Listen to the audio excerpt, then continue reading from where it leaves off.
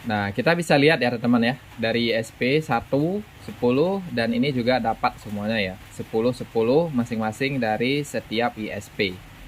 Nah, sekarang kita coba perhatikan topologinya teman-teman. Jadi di sini ada 5 port ya. Yang pertama dari ISP1 kita masukkan ke port yang ke-1, yang kedua ke port yang kedua, dan yang ketiga di port yang ketiga. Ini untuk sumber internet ya. Kemudian hasil dari load balance kita bisa keluarkan melalui port 4 dan juga port 5 ya.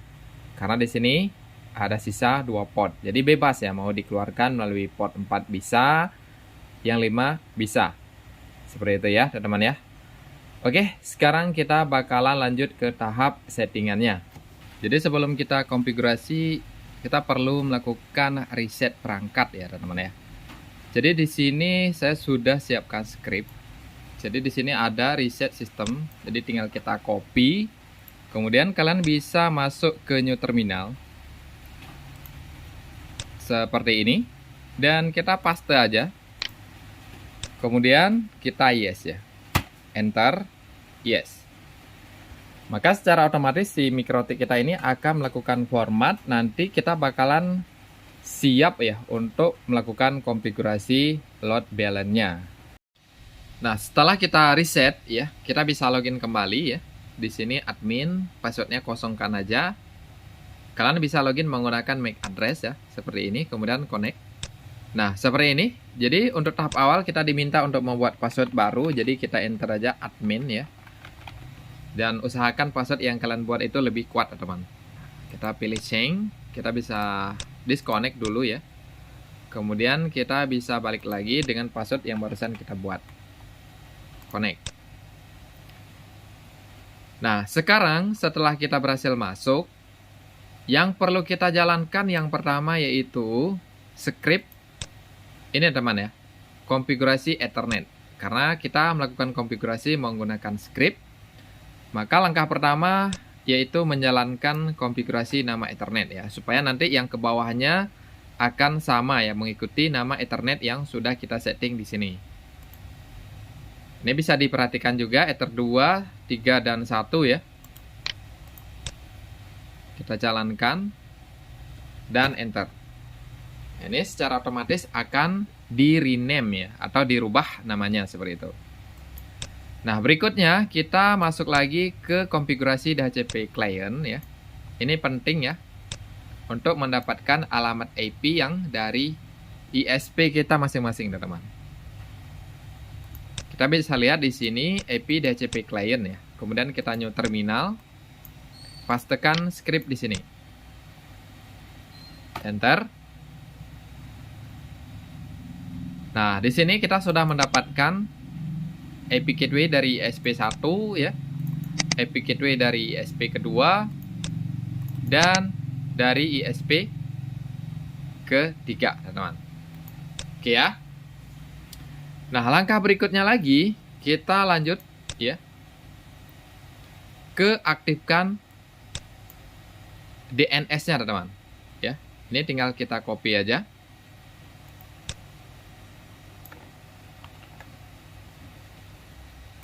Kemudian kita bisa close yang ini. Kita perhatikan di sini ya. New terminal dan paste script di sini. Enter.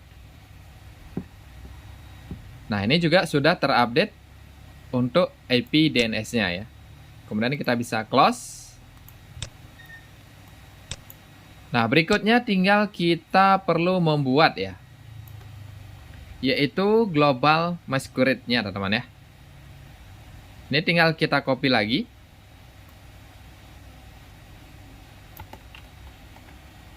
Jadi satu NAT untuk 3 ISP seperti itu ya. Kita buat secara global, firewall, kita pilih NAT.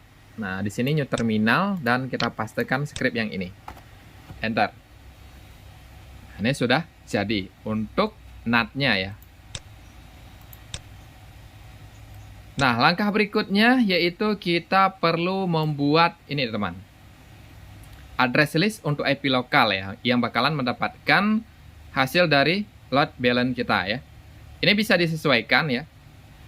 Bisa disesuaikan dengan address list yang kalian inginkan.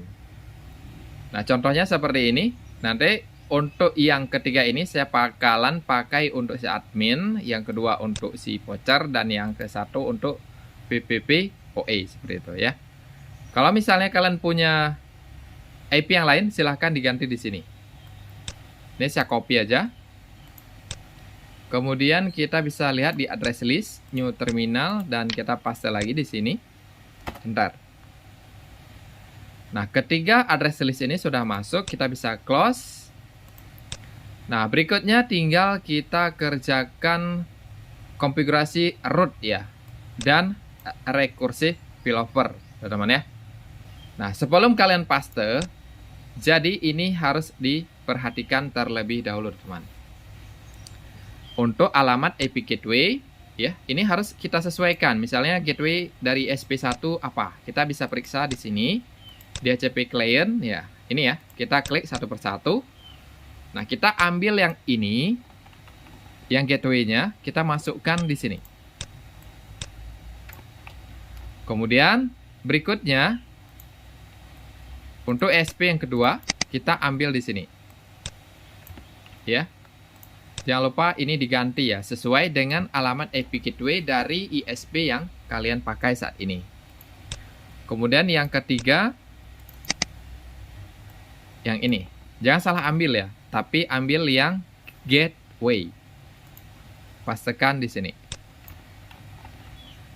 Nah, kalau sudah, kita bisa blok. Seperti ini. Kemudian kalian masuk ke menu IP root ya, untuk memonitoring script yang kita kerjakan.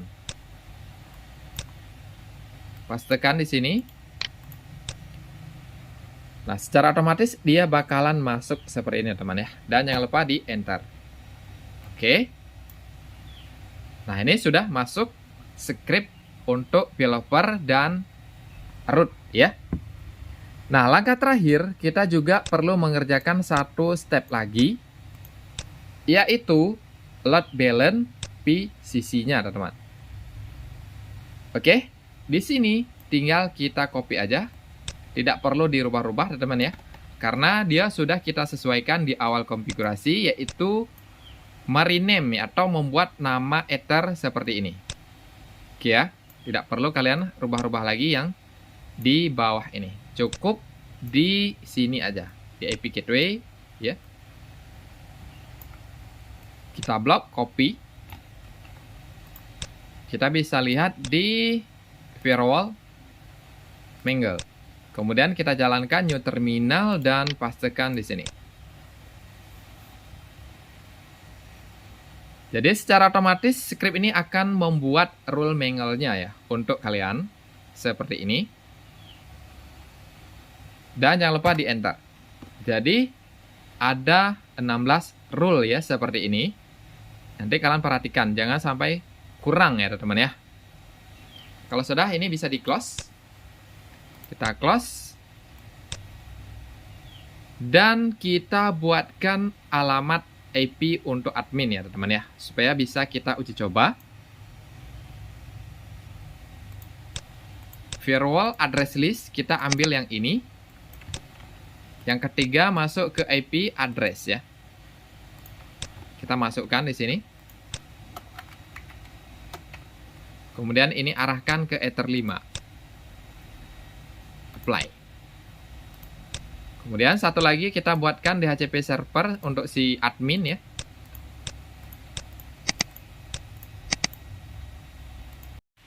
Nah, sekarang setelah kita kerjakan semua, kita coba uji coba teman-teman ya. Jadi kita bakalan perhatikan di Ether 1, Ether 2, dan Ether 3 ini harus naik trafiknya ya, secara bersamaan kalau load balance-nya bekerja dengan baik ya. Kita pakai speed test dari Ookla aja ya. Ini masing-masing saya kasih 10-10 ya teman-teman ya. Kita coba mulai. Dan kita perhatikan di sini. Nah, kita bisa lihat ya teman-teman ya. Dari SP 1, 10, dan ini juga dapat semuanya ya. 10-10 masing-masing dari setiap ISP. Nah, kalau sudah seperti ini, maka fitur load balance-nya sudah bekerja dengan baik sekali teman-teman ya. seperti yang kita lihat di sini. Nah, kemudian karena ini kita kerjakan secara rekursif, ketika ada satu ISP mati, maka dia bakalan pindah ke ISP kedua seperti itu ya. Kita bisa lihat juga di IP root ya. Nah, sekarang kita coba matikan salah satu LAN card atau ISP-nya, teman-teman ya. Dan kita lihat apakah dia secara otomatis pindah ya. Nah, ini saya coba cabut yang dari ISP1 ya teman-teman ya. Ini sudah tidak bergerak lagi dan kita coba cek ya.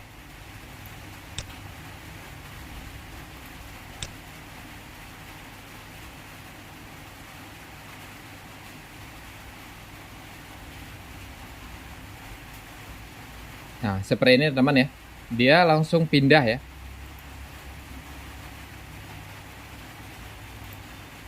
Nah, yang satu tetap 0 ya, karena sudah mati. 2 dan 3 tetap berfungsi dengan baik ya. Nah, inilah salah satu kelebihan kalau kita load balance secara rekursif, teman-teman ya. Jadi tidak ada istilah mati jaringan di server kita. Meskipun ada salah satu ISP yang mati, tetap jaringannya jalan seperti biasa, teman-teman ya. Oke, sekarang coba saya cabut yang nomor 2. Nah, ini saya sudah cabut yang nomor 2 ya, dan kita lihat lagi ya.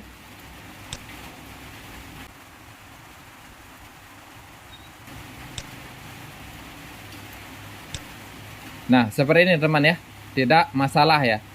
Jadi tetap aja dia pindah secara otomatis ya, untuk fitur load balance-nya tetap aktif seperti biasa. Dan jaringan tidak bakalan mati ya, kalau kita kerjakan seperti ini teman ya. Ini cukup aman sekali untuk diterapkan di server-server kalian teman-teman ya. Fitur load balance secara rekursif.